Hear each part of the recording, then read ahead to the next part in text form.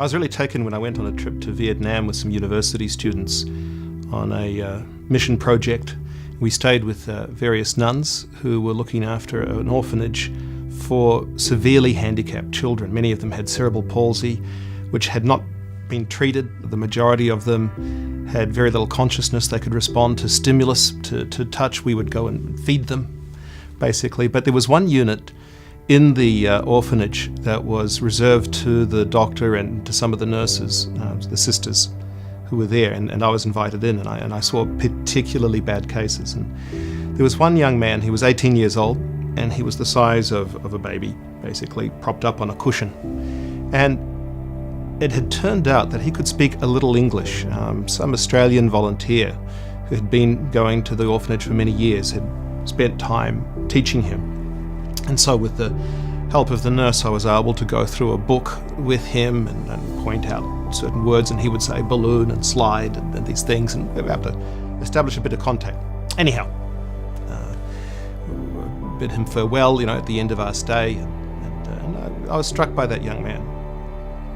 I spoke a little more to the doctor, who was a good Catholic, and he told me more about the situation of that fellow. A year later, I happened to be back again with a new group of students, and I made sure I made a beeline to see that young man, and he had some news to tell me.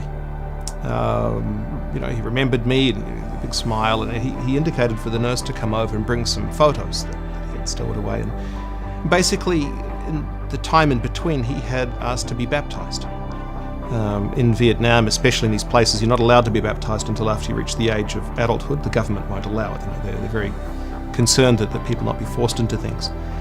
He had reached age, and he had asked to be baptized, and so there were photos there of the parish priest and the nuns, and a little cake, celebrating. It was really beautiful. He was so happy.